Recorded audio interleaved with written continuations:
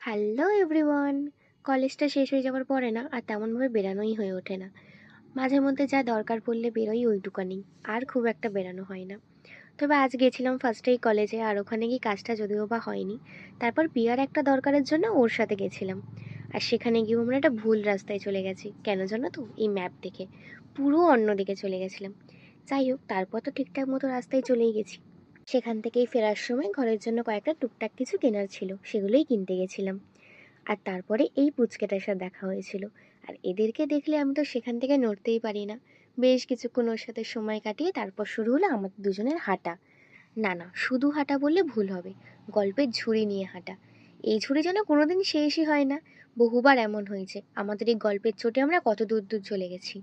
এমনও হয়েছে আমরা বাস থেকে নামতে ভুলে গেছি। আর আজ তো আমরা বাসে যে উঠতে হবে সেটাও ভুলে গেছি।